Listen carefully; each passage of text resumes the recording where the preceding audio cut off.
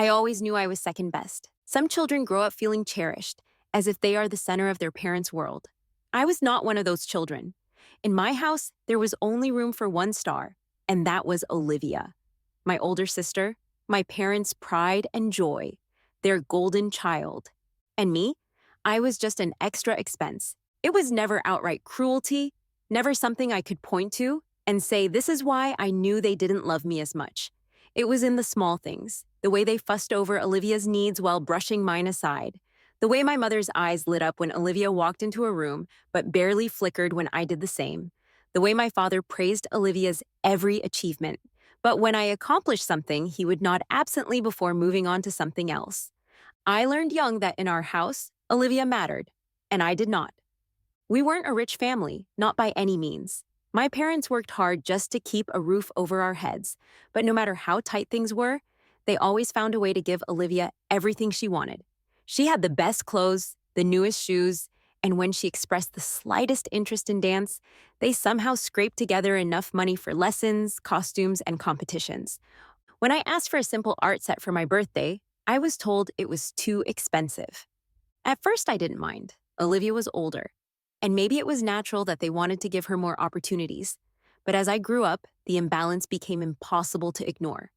I worked harder than anyone else at school, spending late nights studying while Olivia breezed by with average grades.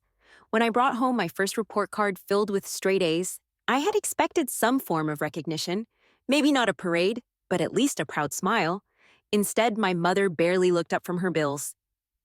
"That's nice, Emma," she murmured. Nice. The next day, Olivia announced she had been accepted into a local modeling agency. My parents threw her a party. The final blow came when Olivia started dating Ryan. Ryan was everything my parents had ever dreamed of. Wealthy, successful, and from an influential family.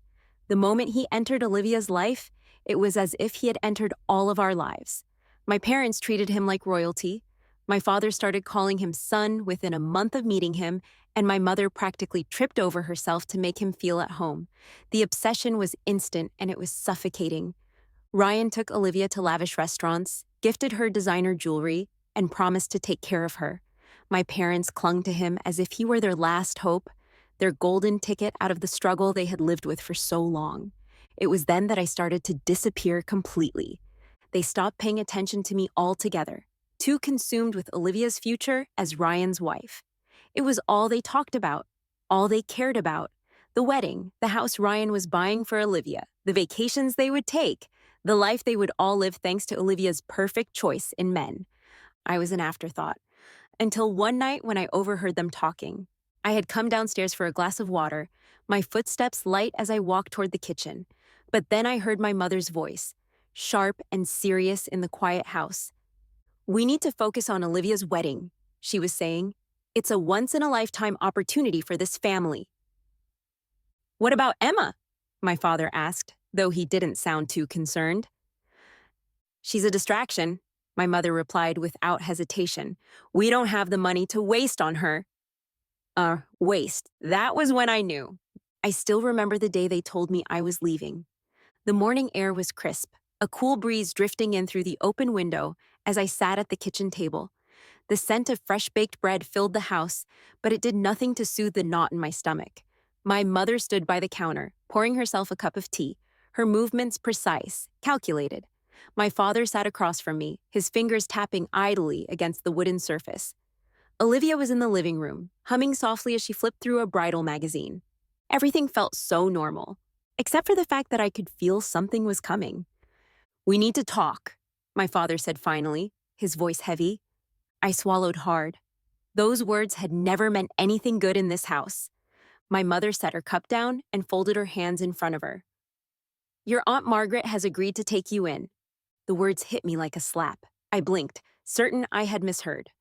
"What?" My father cleared his throat, looking uncomfortable. "It's for your own good, Emma." "For my own good," I let out a breathless laugh, but there was nothing funny about it. "You're sending me away?" My mother exhaled sharply, already impatient with my reaction. "This isn't a punishment," she said, as if that somehow made it better. "Your aunt lives in a bigger city. There are more opportunities for you there." Opportunities, I repeated numbly. And what if I don't want to go? My father frowned, as if the idea of me refusing had never even crossed his mind. Emma, this isn't up for discussion. I turned to Olivia, desperate for some sort of support, some sign that she didn't want me gone. Say something. She barely glanced up from her magazine. What do you want me to say? That this is insane. That they can't just send me away like I don't matter. Olivia sighed, flipping a page lazily. You're making this dramatic. It's not like they're kicking you out onto the streets. Aunt Margaret's nice enough. Nice enough. Like I was being packed up and shipped off to summer camp, not being discarded so they could focus on Olivia's perfect little wedding. The realization settled over me like a thick, suffocating fog. This wasn't about opportunities. This wasn't about what was best for me. This was about them. It had always been about them. They had found their golden ticket in Ryan, and I was nothing more than an inconvenience standing in the way of their fantasy life. I had always known I wasn't their priority, but I had never realized I was disposable. I can get a job, I said, my voice shaking now. I'll help with the wedding expenses. I won't be a burden. You already are, my mother interrupted, her tone sharp. Everything inside me froze. She didn't even look guilty. She meant it. And for the first time, I truly saw them for what they were. They didn't love me. Not really. Love wasn't something you could throw away when it became inconvenient. I stood abruptly, my chair scraping against the floor, but I wasn't even sure where I was going. There was nowhere to go, nowhere that was mine. When? I asked, my voice barely above a whisper. My father shifted uncomfortably. Tomorrow. Tomorrow. They had already decided. This wasn't a conversation, it was a sentence. I turned on my heel and stormed upstairs, ignoring my mother's exasperated sigh. She didn't care that I was upset. She just wanted me to leave quietly. I slammed the door to my bedroom and pressed my back against it, my heart pounding. My gaze landed on the suitcase sitting at the foot of my bed. They had already packed for me. I spent the night staring at the ceiling, willing myself to wake up from this nightmare. But morning came, and nothing had changed. They had my bag waiting by the door. My mother kissed Olivia on the cheek, whispering something about dress fittings, and Olivia beamed. My father checked his watch, already eager to be done with this. Not a single one of them looked at me. Not even when I picked up my suitcase. Not even when I stepped out the door. Aunt Margaret's car idled in the driveway, her expression unreadable as she waited for me. I turned one last time, hoping, praying, begging for some kind of sign that they cared. That maybe, just maybe, this hurt them too. But they were already moving on. My mother fussed over Olivia's hair. My father scrolled through his phone. Olivia laughed at something on her screen. Like I wasn't even there. Like I had never been there. And that's when I knew they had already erased me. I swallowed down the lump in my throat, turned away, and got into the car. I didn't look back. And they didn't either. I had been thrown away. And for the first time, I realized something terrifying. I was completely alone. Starting over was brutal. It wasn't just the physical exhaustion of juggling jobs, scraping together enough money to pay my expenses, or studying late into the night with barely enough energy to keep my eyes open. It was the loneliness, the crushing realization that the people who were supposed to love me, the ones who were supposed to fight for me, had thrown me away like I was nothing. I spent the first few months wondering if they ever thought about me, if they ever regretted their decision, if they even noticed I was gone. But the calls never came, not once. And that's when I knew I was truly on my own. Aunt Margaret did what she could, but she was a retired school teacher living on a pension. She had a good heart, but not a lot of money. I refused to be a burden, so I took any job I could find. Mornings, I worked at a bakery. I woke before the sun rose, kneading dough, inhaling the scent of fresh bread while my hands cracked from the constant exposure to flour and heat. Afternoons, I attended college classes. I sat in the back, exhausted, struggling to keep up, but I refused to fall behind. I wasn't just there to get a degree. I was there to prove to myself that I was worth something. Evenings, I waited tables at a small diner. I smiled at customers who barely acknowledged me, cleaned up after people who left messes without a second thought, and walked home with aching feet. counting my tips and hoping they'd be enough to cover groceries. Some nights I skipped meals. Some weeks, I wondered if I'd make it through. But no matter how hard it got, I never once thought about crawling back to them. They had made their choice, and so had I. I met Noah on one of those late nights at the bookstore, where I worked part-time between my other jobs. He was one of those customers who never seemed to actually buy anything. Instead, he spent hours flipping through business books, taking notes in a worn-out notebook, and looking like a guy with 1,000 ideas and no plan to make them happen. One night while I was closing up, he looked up at me and asked, "Do you ever think about doing something bigger?" I snorted, shoving books onto the shelf. I barely have time to think about anything. But Noah was persistent. "I'm serious," he said, leaning against the counter. "You're smart. I've seen the way you organize things here, the way you handle people. You could do more than this." I almost laughed in his face, but there was something in his eyes, something familiar, the same hunger I had, the same desperation to prove that we weren't just struggling nobodies, doomed to scrape by forever. That night, we talked until the bookstore owner kicked us out. By the next week, we were meeting up after our shifts, brainstorming ideas, sketching out plans on napkins, dreaming about things that felt impossible. Until one night, over cheap takeout in Aunt Margaret's tiny kitchen, we decided to stop dreaming and start doing. We were going to start a business. We had no idea what we were doing, but we were going to try anyway. It was a disaster at first. We failed. Over and over again. We started with a small online service, helping students with resume writing and job applications. The idea was solid, but no one took us seriously. We moved on to freelance consulting, offering business strategies to startups, even though we barely had experience ourselves. Most people ignored us. We worked out of coffee shops, borrowing Wi-Fi, living off cheap black coffee, sending out pitch emails at 2 in the morning, hoping someone, anyone, would give us a chance. No one did. Not at first. I remember the night we nearly quit. We had $47 left between the two of us. Noah sat across from me at our favorite cheap diner, staring at his half-eaten burger. "Maybe we should just get normal jobs," he muttered. And for the first time, I almost agreed. I was exhausted. I had been working nonstop, sacrificing sleep, eating garbage food, stretching every last penny. For what? But something inside me refused to let go. I had been discarded before. I had been seen as worthless before. I wasn't going to let that happen again. So instead of agreeing, I looked Noah in the eye and said, "No, we're not quitting. We're going to figure this out." And we did. It didn't happen overnight, but we kept pushing. We refined our skills, learned from our failures, adjusted our strategy. Then, one day, it happened. We landed our first real client. A small business took a chance on us. Then, another, and another. The late nights, the endless rejection, the brutal struggle, it all started paying off. Within a year, we weren't just surviving anymore, we were thriving. Investors took notice.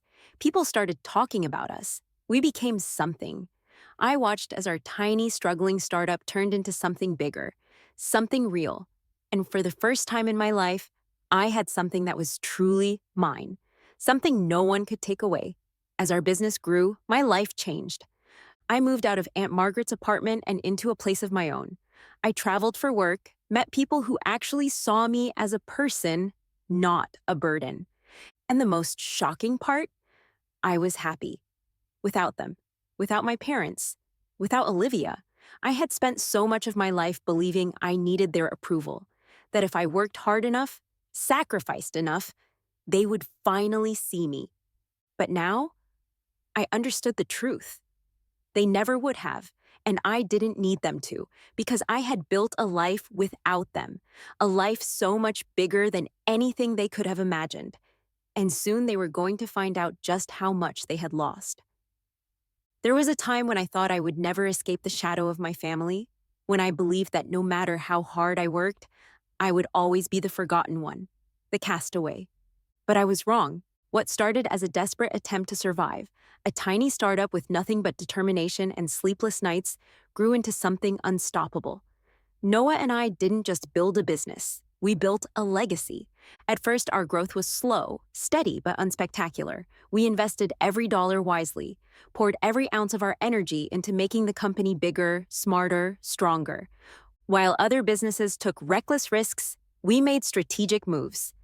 I studied finance, technology, and business strategy like my life depended on it. Because in a way, it did. I refused to be ignorant. I learned how to negotiate, how to recognize a bad deal before it even reached the table. Every weakness I had once been shamed for, I turned it into a strength. And then it happened. One deal, one game-changing investment.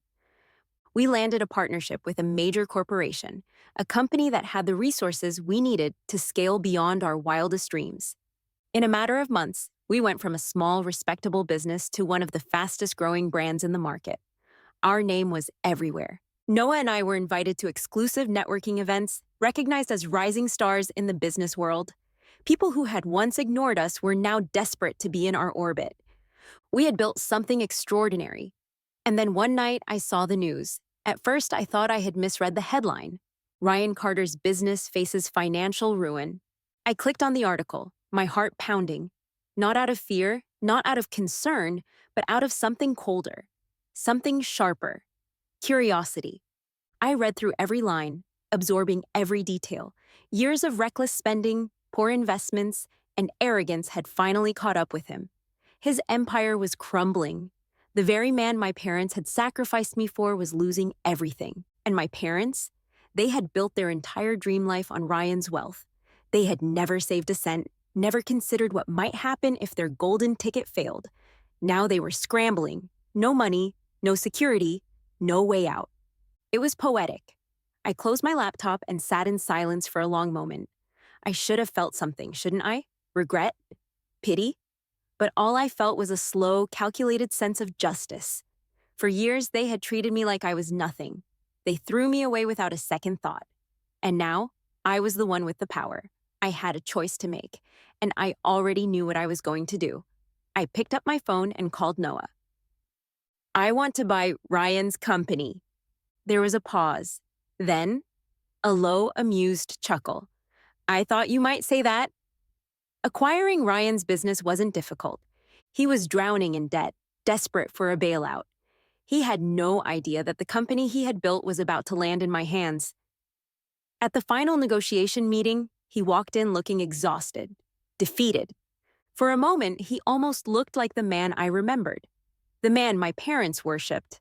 The man they believed was untouchable.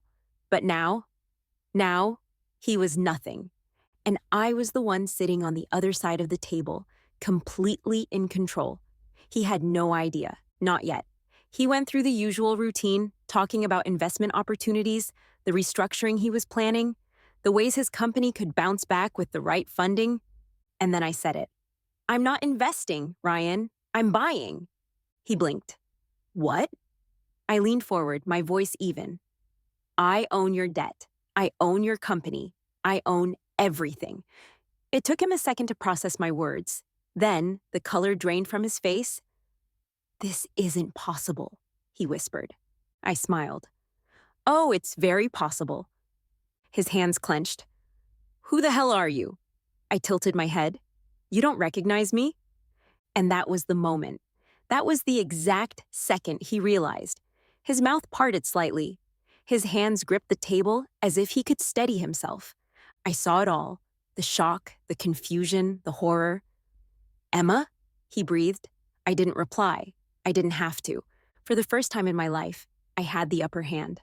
I had worked for this, earned this, and I wasn't going to waste a second of it. Ryan's panic was instant. He started bargaining, pleading. I can fix this, he said, voice shaking. We can work together, Emma. We can turn this company around. I laughed softly. I don't need to turn it around. I already own it. His breathing was uneven. He looked like he was on the verge of begging. Please, he whispered.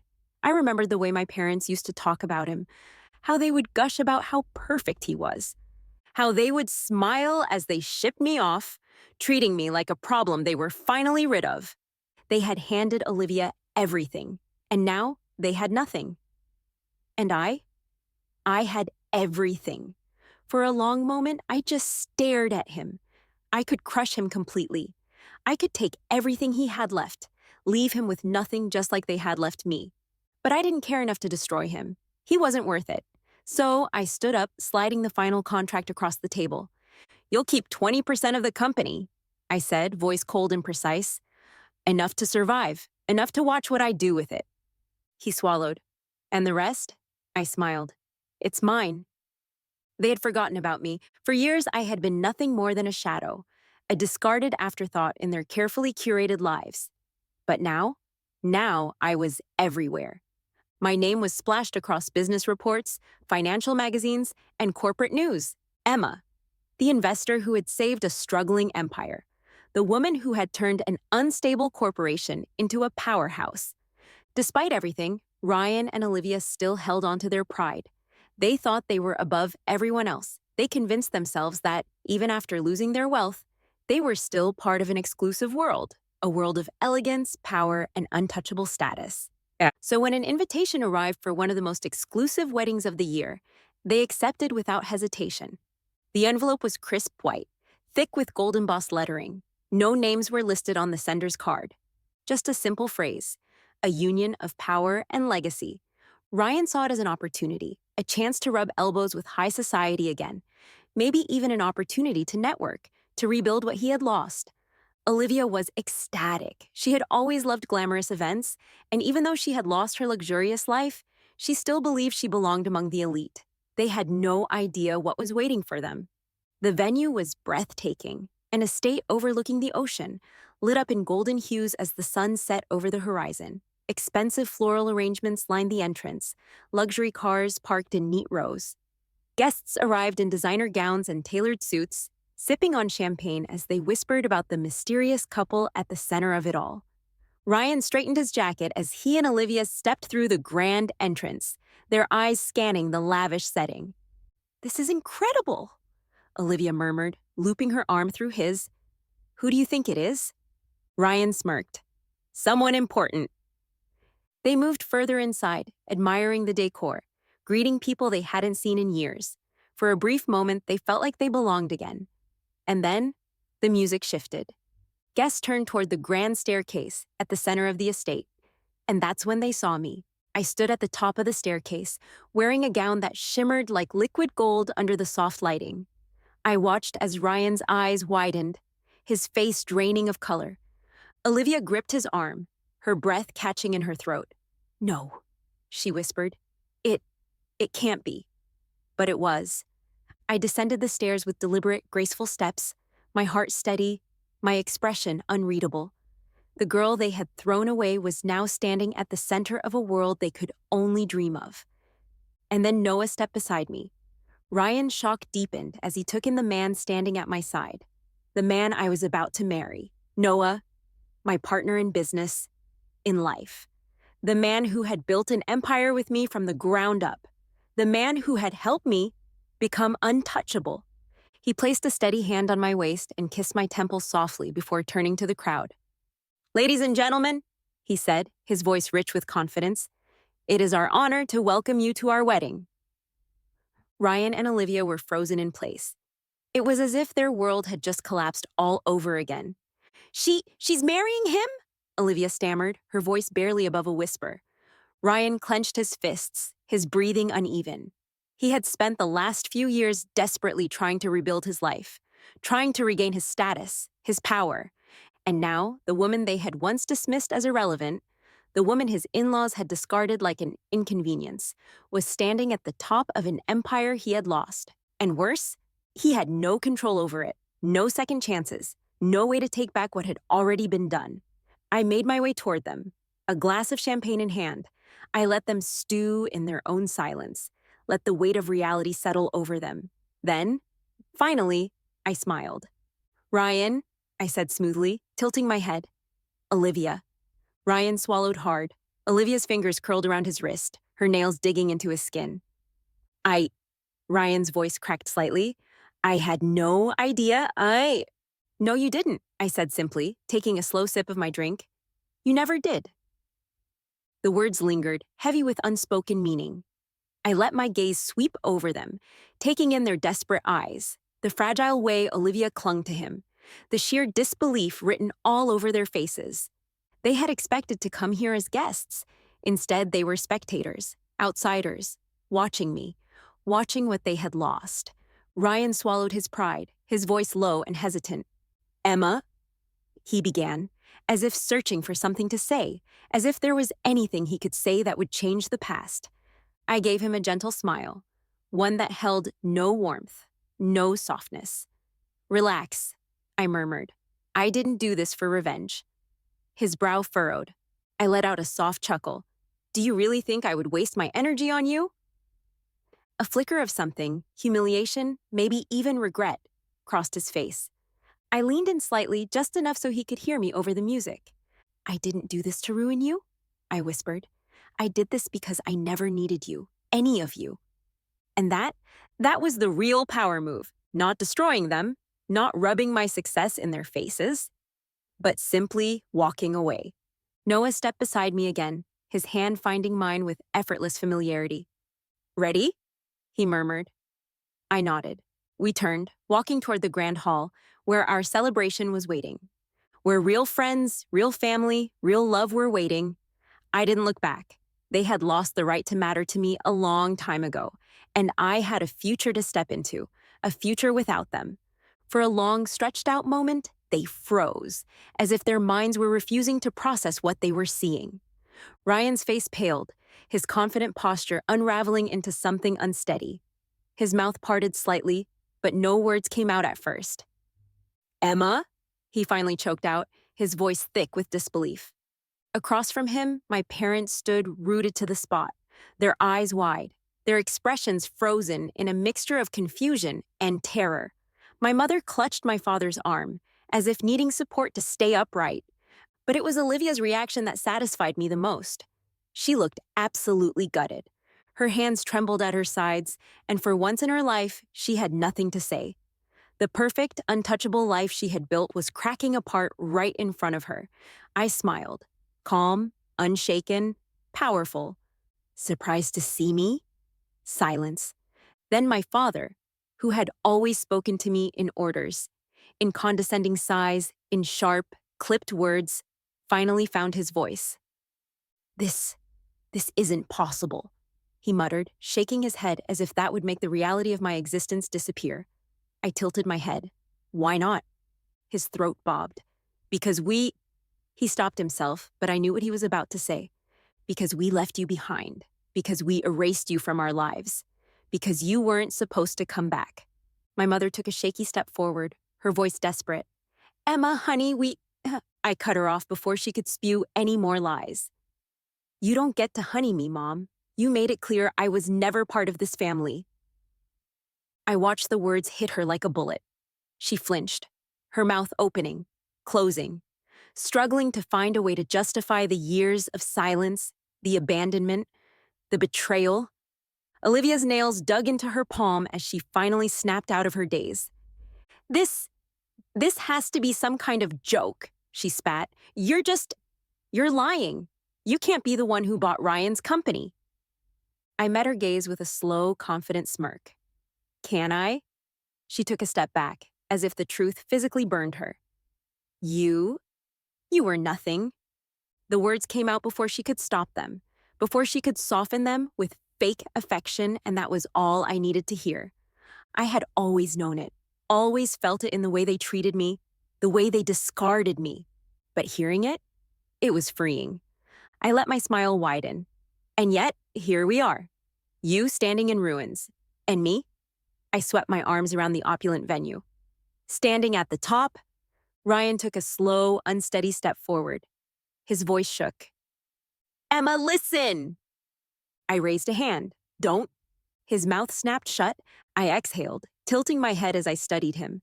The man I once thought was untouchable. The man my parents had sacrificed me for. Now, he just looked small. "You don't get to rewrite history. None of you do." My voice remained smooth, even, unbreakable. My parents, Ryan, Olivia, they all wore the same expression, one I'd memorized years ago. Panic. Panic that I was no longer under their control. Panic that their power over me had vanished. Panic that they had thrown away the wrong daughter. My father was the first to break. He let out a shaky, nervous chuckle, a weak attempt at regaining control. Well, he said, adjusting his tie, I suppose we were all young and foolish back then, weren't we? But family is family, Emma. Surely we can put the past behind us. I let out a soft laugh, shaking my head. They were predictable, always manipulating, always pretending. They weren't sorry, they weren't even ashamed. They were just afraid. I leaned in slightly, my voice dropping to something sharper, colder. You don't get to crawl back into my life just because it's convenient for you now? My father stiffened. My mother's lower lip trembled. Olivia's nostrils flared with rage. Olivia's voice was strained with desperation. Emma, I turned my gaze to her, waiting, letting her feel the weight of my silence. I never meant to hurt you. I blinked. The audacity. Did you? I asked softly. Then tell me, Olivia, what exactly did you mean to do when you let my parents throw me away like I was worthless? She had no answer. I let the silence stretch between us before leaning back and letting out a breath. This isn't about revenge, I said finally, my voice lighter now, almost amused. Ryan and Olivia stared at me, confused. I laughed. If I wanted revenge, don't you think I would have let you suffer? Let you lose everything without a way to rebuild? My father's brows furrowed. Then, what do you want? I took a slow sip of my champagne, then gave them a smile so sharp it could cut. Nothing. I watched the truth crush them. I didn't want their apology. I didn't want their regret. I didn't want them at all. I took Noah's hand, his touch warm, steady, real, so unlike the people I was leaving behind. I met my father's gaze one last time. You all made your choice years ago. I turned to Olivia. Live with it. And with that, I walked away. This time, for good. For the first time in my life, I had control. And they hated it. Ryan, Olivia, and my parents all stood before me, scrambling for excuses, clinging to whatever shred of dignity they had left. But the truth was right there, choking them, leaving them breathless. They had thrown me away, and now I was the one who held all the power. My mother was the first to break, her voice trembling with forced emotion. And Emma, we were just trying to do what was best for you. I arched an eyebrow, crossing my arms. Best for me? I repeated, tilting my head. That's interesting, because if I remember correctly, you never once asked me what I wanted. My father cleared his throat, his expression tight. We missed you, Emma. We always thought about you. I laughed, shaking my head. They really thought I was that gullible. You missed me. My voice was sharp, cutting through the air like a blade. Funny, I don't recall a single phone call, not a single letter, not one check-in to see if I was even alive. They flinched. Olivia let out a frustrated breath, crossing her arms like a petulant child. You have to understand, I needed them. I was planning a wedding. I had responsibilities. I blinked at her. And that somehow meant I didn't? I let out a short, humorless laugh. I had to work multiple jobs just to survive. I had to fight for everything I have today. Meanwhile, you were too busy picking out wedding decorations to even wonder where I was. I took a step forward, watching as they shrank back, realizing, maybe for the first time, that they couldn't manipulate me anymore. You didn't think about me once, I said, my voice quieter now, sharper, colder. Not once. And now you expect me to believe you? My father let out a shaky breath. Emma, please. But there was nothing left to say. Because they knew it was true, Ryan finally spoke, stepping toward me cautiously, like I was something delicate that could break. Emma, he said softly. I know things were complicated back then, but I never wanted you to feel abandoned. I swear if I had known... Stop! I cut him off, my tone flat. You knew, you always knew, you just didn't care. He looked stricken. That's not... You let them do it, I continued, stepping closer, forcing him to see the truth he had buried for years. You knew exactly what was happening. And you went along with it, because keeping my parents happy was easier than standing up for me. His silence was deafening, and that was all the confirmation I needed. Olivia's frustration boiled over. So what now, Emma? She snapped, her voice dripping with bitterness. You just get to stand there and act like you're better than us? Like you didn't get lucky? I turned my gaze on her. Lucky? I repeated, letting the word settle between us. Her jaw clenched, her eyes burning with resentment. You got everything handed to you while I was struggling to hold my life together? I blinked. Was she serious? You think I got everything handed to me? I let out a short, sharp laugh. I worked for this, Olivia. Every single thing I have, I built with my own two hands. I didn't have parents funding my life. I didn't have a rich fiancé to fall back on. I had nothing. And still, I made something of myself. Her face twisted with rage. I deserved a good life. I tilted my head, studying her. And I didn't? She didn't have an answer, because in her world, I never mattered enough to deserve anything. My mother suddenly reached for my hands, her eyes glistening with tears. Emma, sweetheart, she whispered, her voice trembling. Let's just put all of this behind us. We're still family. I stared at her hands clutching mine, and for a brief moment, I almost let myself feel something. Almost. But then I remembered. I remembered the nights I went to sleep hungry because my aunt couldn't afford much.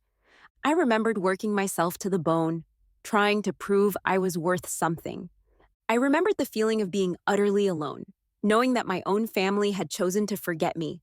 I pulled my hands away. You don't get to say that now, I murmured. My mother's face crumbled. My father looked away, his lips pressed into a thin line. They had lost. Ryan swallowed hard, his voice barely above a whisper. Emma, is there anything we can do to fix this? I stared at them, at the people who had thrown me away without a second thought, at the man who had watched it happen and done nothing. And I smiled. No, I said simply. They looked devastated. But I didn't care, because this wasn't about revenge. It was about freedom, and I had never felt so free in my life.